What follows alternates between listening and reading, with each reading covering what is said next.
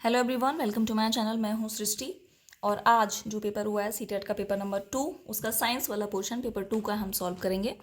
Paper अच्छा आया था, बढ़िया आया था, लेंथी था, थोड़ा सा मुश्किल था, लेकिन अगर आपकी तैयारी मजबूत थी तो फिर कोई मुश्किल नहीं थी, सब अच्छा ही था। चलिए शुरू करते हैं। फर्स्ट क्वेश्चन है हमारा, read the following paragraph carefully and select the option which would correctly fill in the blanks in the given order. Questions देखिए इस तरह के आ रहे हैं। पहले एक पैटर्न हुआ करता था कि 4 ऑप्शन है, एक टिक लगा दीजिए, बात खत्म। अब बात खत्म नहीं हो रही है। पेपर 2 में आपको 4 ऑप्शन मिलते हैं, उसके भी 4 ऑप्शन मिलते हैं, उसमें भी ऑप्शन होते हैं। अच्छा खासा लेंथी पैटर्न पेपर का है, तो तैयारी इसी हिसाब से कीजिए, नहीं तो आपका पेपर छूट जाएगा। हाँ जी, तो sound is produce by vibration and different musical instruments have specific vibrating parts. अब इसमें थोड़ा कॉमन सेंस लगाइए। इन साउंड इन ए, अब यहाँ पर एक्स दिया है, is the sound produce by stretch strings. ठीक है, अब यहाँ पर सितार है, गिटार है, एक तारा है, ढोलक की बात अलग है, ढोलक तो छोड़ ही दीजिए, लेकिन इन तीनों में ऐसा नहीं होता है। In a way it is stretch membrane, यहाँ पे क्या है, एक मेम्ब्रेन स्ट्रेच हो रही है, that vibrates, and in Z the vibrating part of the produce sound in the air column. Simple है, इसका आंसर होगा गिटार, तबला एंड शहनाई, क्योंकि जो परिस्थितियाँ दी गई हैं वो यही मैच होती हैं। नेक्स्ट क्वेश्चन है, identify the set of micro nutrients. ठीक है, अब यहाँ पर दिए गए हैं। अब यहाँ प्लांट्स की बात हो रही है, ना कि इंसानों की, तो फिर आप समझ जाइए राइट आंसर इसका zinc, iron and manganese. Next question है हमारा, read the following statement carefully and select the correct option. मैंने आपसे क्या कहा था, अब वो वाला हाल नहीं है कि ABCD में से एक लगा दो, बात खत्म। अब ऑप्शन में से ऑप्शन है, तो तैयारी भी ऐसे ही करनी है आपको।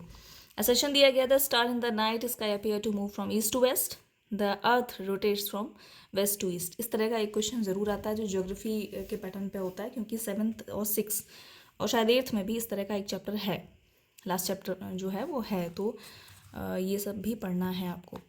हाँ जी, तो बात क्या है इसमें, ए और आर, नहीं नहीं नहीं नहीं, इसका आंसर जो है वो ये है कि दोनों ही चीज़ें जो हैं वो सही हैं, इसमें दोनों सही हैं और दोनों ही एक दूसरे से रिलेट करते हैं, तो आर ए की सही व्याख्या है।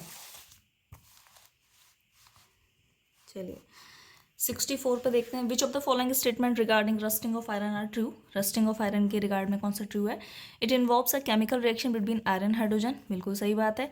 एक्सोथर्मिक रिएक्शन है, बिल्कुल है, मतलब इसमें हीट प्रोड्यूस होती है। It can take place at room temperature, बिल्कुल हो सकता है। आप चीज़ रख दीजिए लोहे की, छोड़ दीजिए, मॉइस्चर से ख़राब हो जाएगी। इट इज़ रिवर्सिबल, रिवर्सिबल बिल्कुल नहीं है, एक बार रस्टिंग हो गई तो हो गई। तो इसका जो आंसर है वो है हमारा ABC। नेक्स्ट क्वेश्चन है हमारा, match the substances in the column A and there chemical name in column B। तो इसका ये वाला ऑप्शन बिल्कुल सही है। ईजी क्वेश्चन है ये, थोड़ा सा दिमाग लगाएंगे, लेकिन बहुत बेसिक 6th क्लास का क्वेश्चन है, लेकिन आपको टाइम लगेगा इसके ऑप्शंस मिलाने में। Identify the correct statement. A fact is an observation that has repeatedly been found to be true over the time. A law is a theory that has repeatedly been found to be true over the time. तो मेरे हिसाब से जो मुझे समझ में आ रहा है वो ये है कि फैक्ट जो है, तर्क जो होता है वो सही पाया जाता है। कहते हैं ना, ये फैक्ट है, ये बात फैक्ट है, ऐसा होता है, लेकिन लॉ जो होती है वो चेंज हो सकती है। तो मेरे हिसाब से इसमें only A is the right option, बाकी आंसर की बताएगी। ठीक, read the following text. When a negatively charge rod is brought near a अनचार्ज electroscope, ये रहा अनचार्ज है और ये नेगेटिवली चार्ज यहाँ आ रही है, क्या होगा इसमें। तो इसका जो है आंसर क्या होना चाहिए। हाँ, ये सब तो दिया ही गया है, इसमें आंसर नहीं देना है आपको। मैंने क्या कहा था, ये क्वेश्चन है, इसके ये 3 पार्ट दिए गए हैं। अब इसके लिए भी हमको यहाँ ये स्टेटमेंट मिले हैं। अब आपको बताना है कि ये इसमें क्या है, ऑब्जर्वेशन है या फिर ये इन्फेरेंस है। तो इसमें जो आंसर है वो ये होना चाहिए, A and B are observation and C is the inference. बाकी तो थोड़ा सा कन्फ्यूज़न तो मुझे भी है इसमें। ठीक है, नेक्स्ट क्वेश्चन लेंगे हम, which of the following gases are responsible for acid rain. तो वैसे तो क्या होता है, सल्फर डाइऑक्साइड और NO2 जो होता है, यानी नाइट्रोजन डाइऑक्साइड, वो इसके लिए रिस्पॉन्सिबल, लेकिन यहाँ नाइट्रिक ऑक्साइड की बात हो रही है। ऑप्शंस जो हैं बाकी के सब गलत हैं, तो ये नाइट्रिक ऑक्साइड और सल्फर डाइऑक्साइड, यही हमारा राइट आंसर है, D and E। ठीक है, नेक्स्ट क्वेश्चन जो है 69, विच of the following is not indicative of hypothesis skill. मतलब इसमें क्या है जो कि परिकल्पना यानी हाइपोथेसिस नहीं है।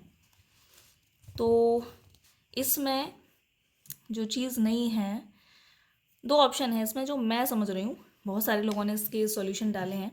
Using the sense to gather information, ठीक है। आप क्या करते हैं कि अपनी ज्ञानेंद्रियों का उपयोग कर रहे हैं सूचना एकत्र करने के लिए।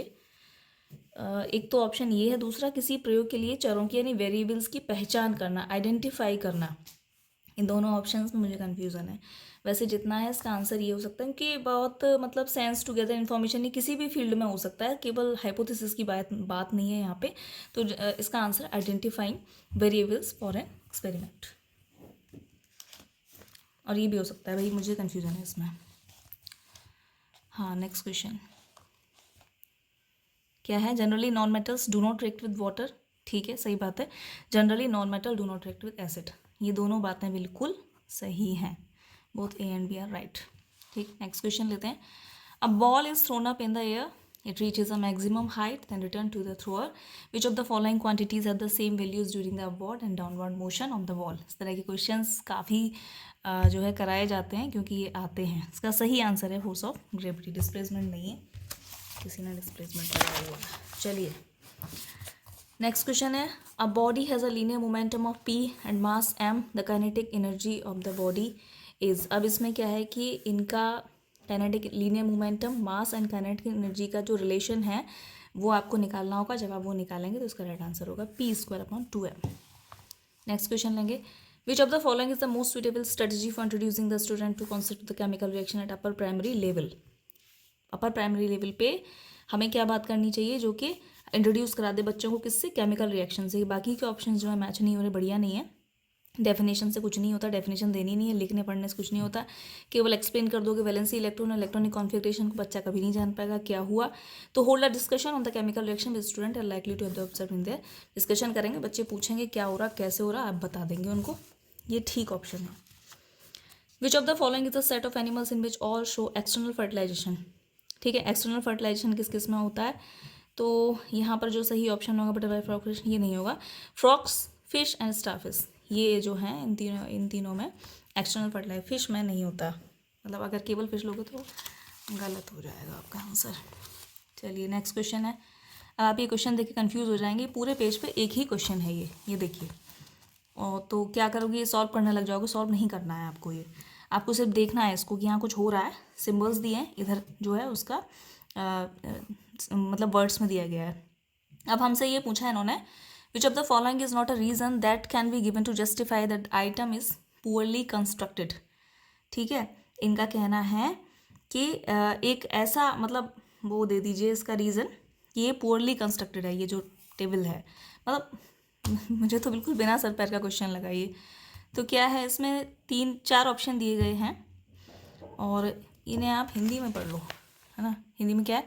कॉलम ए में किसी प्रविष्टि के लिए कॉलम बी में अधिकतम 2 युक्त प्रविष्टियाँ मुझे तो नहीं मिली, क्योंकि क्वेश्चन जो था उसमें सबके आंसर एक ही एक थे। तो मेरे हिसाब से तो ये वाला इसका आंसर है। असमान प्रविष्टियाँ तो वो हमेशा ही होती हैं। मिलते हुए युग्मों को सरलता से अनुमान लगाया जा सकता है, लेकिन हमको यहाँ नॉट वाला आंसर देना है। तो बीच में विसंगति नहीं होगी तो क्वेश्चन सॉल्व ही है फिर, है ना। चलिए क्वेश्चन नंबर 76 पर आते हैं।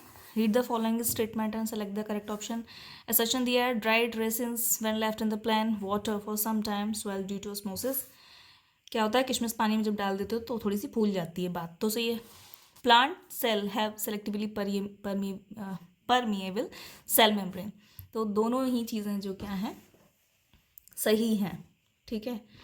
पादप कोशिकाओं के वर्णन में परमेचुरली होती है, ठीक है, करेक्ट है, एक्सप्लेनेशन ठीक है दोनों का। क्वेश्चन नंबर 77 देखेंगे। Which of the following would be most suitable strategy to introduce topic deficiency diseases at upper primary level. तो बाकी के जो ऑप्शन हैं वो कुछ समझ से बाहर है। ये ऑप्शन मेरी तो समझ में आ रहा है, लेकिन क्योंकि यहाँ डेफिनेशन की बात हो गई है, और डेफिनेशन जो है वो पेडागोजी में डेफिनेशन जहाँ वर्ड आ रहा है वो आंसर होना मुश्किल होता है ना। बाद में यहाँ ये भी आ रहा है, introduce the concept of deficiency. आपको डेफिनेशन देने के बाद इंट्रोडक्शन भी देना है डेफिशिएंसी का, लेकिन फिर भी क्योंकि डेफिनेशन वर्ड आ गया है तो ये नेगेटिव में चला गया। तो इसका आंसर जो है मोस्ट प्रोबेबली ये होगा, hold a discussion on common human diseases. बातचीत करी जाएगी केवल। विच of the following best explain the statement science promote scepticism, मतलब कि संदेहात्मक होता है, ये विज्ञान संदेहात्मकता को बढ़ावा देता है। इसका सही आंसर क्या होगा? बाकी के ऑप्शंस जो थे उनसे बेहतर ये था, साइंटिस्ट जज the validity of claim based on objective empirical evidence. मेरे हिसाब से इसका आंसर 1 होना चाहिए। नेक्स्ट क्वेश्चन है आपका, अ box of mass 500 gram is lying on a horizontal table. ये एक टेबल है, इसके ऊपर एक 500 ग्राम का हॉरिजॉन्टल वो क्या रखा हुआ है, बॉक्स रखा है। Which of the following statement is true regarding the force acting on it. इस पर क्या है, फोर्स कौन सा लग रहा है, इसके रिगार्डिंग बात हो रही है। अब ये 5 न्यूटन एक्ट हो रहा है, ये सब कुछ नहीं है। इसका सिंपल सा आंसर होगा pair of balance force act on it. कोई भी चीज़ कहीं रखी हुई है तो ऐसा नहीं है कि उस पर कोई फोर्स नहीं है, उस पर हमेशा बैलेंस फोर्स होता है या ग्रेविटेशनल फोर्स भी होता है उस पर, है ना। तो यहाँ पे हमारा आंसर ये होगा। ओके, नेक्स्ट क्वेश्चन देखेंगे। एक्स कहाँ गया? हाँ नहीं, ये वाला है। X is a device which is use to see around corners and is based on principle of. इसका आंसर होगा periscope and periscope is a device which is use to see around corners and based on the principle of reflection. बहुत ही important question है जो मुझे पता था कि इंपॉर्टेंट है। X and Y are thick black liquid which can be use to metalling the road. बहुत सारे लोग इसका आंसर चारकोल लगा के आए होंगे, क्योंकि ना आम भाषा में कहते हैं ना चारकोल पड़ा है रोड पे, चारकोल नहीं है, इसका आंसर है बिटुमिन। और जो पेट्रोलियम जो कोल बेस्ड चीज़ होती है वो है हमारा क्या, कोल टार। और बाकी जो डिराइव्ड हो रहा है पेट्रोलियम से वो है हमारा बिटुमिन। तो this is right option. Next question लेंगे, which of the following not desirable with respect to carrying out a classroom demonstration. तो इसका सही आंसर है supplement the demonstration with explanation, rehearse the demonstration. यहाँ नहीं, ये होगा इसका सही आंसर। पहले से ही पूर्व प्रदर्शन का अभ्यास करना, तो उसकी आवश्यकता नहीं है। जब आपको करना ही है कोई काम तो पहले से पूर्व प्रदर्शन की आवश्यकता नहीं है। Which of the following statement is correct. यहाँ पे 4 ऑप्शन दी, इसमें मुझे जो ठीक लगा, और मुझे क्या मतलब यही ठीक है, fertilisers are rich in specific nutrients as compare to manure. बाकी की चीज़ें उतनी करेक्ट नहीं थी। फिर आता है हमारा 6th क्लास का इजी वाला क्वेश्चन। ठीक है, कुछ नहीं करना है, रोज ईस्ट फंड्स ये इन सबको मिलाना है। इसका ऑप्शन ए, यानी कि जिसमें ए का 5 सही है, ये वाला ऑप्शन आपका सही है। नेक्स्ट क्वेश्चन लेंगे, which of the following plant disease are cause by bacteria. ठीक है, तो रस्ट ऑफ व्हीट जो होता है बैक्टीरिया से नहीं होता है, फंगी से होता है। सिट्रस कैंकर बैक्टीरिया से होता है, ये होता है वायरस से, येलो मोज़ेक। तो इसका सही आंसर है ओनली बी।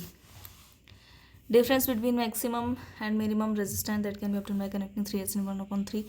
इसको करके 1/3 निकाल दिया, सही है। 3/3 1 ओम हो गया, लेकिन बाद में इसमें डिफरेंस भी निकालना था, तो आंसर होगा इसका 8/9। 87 जो है, a teacher while teaching the chapter body movements to class 6 student shows following images to her student. ठीक है, इसका आंसर है B and C, observation and inductive. Seed dispersal may be said to help the plants in all the following except। जो seed dispersion होता है, बीज इधर उधर गिर जाते हैं, उसके लिए कौन सा ऑप्शन सही है? ओवर क्राउडिंग मतलब बहुत सारे पेड़ उगाते हैं, नए मतलब जगहों पर हैबिटेट्स बन जाते हैं, इनके नए वेराइटीज़ प्रोड्यूस होते हैं, सब कुछ सही है। ये कुछ अजीब है, void competition for sunlight. Competition तो वैसे भी नहीं होता है, सबको बराबर सनलाइट और वाटर मिल ही रहा है। Next question, which of the following the most suitable reason behind Newton's theory of gravitational being regard as an excellent theory. जो मेरी समझ में आ रहा है वो ये ऑप्शन सही है, to explain large number of the observation are making fewer adaption. ठीक है, वैसे इसका ये भी ठीक है, it has been developed over a long period of time, लेकिन कोई सेंस नहीं बन रहा है इसका। नेक्स्ट क्वेश्चन लेते हैं, which of the following statement carefully and select the correct option. Rayon is synthetic fibre, rayon is made without using any natural raw material.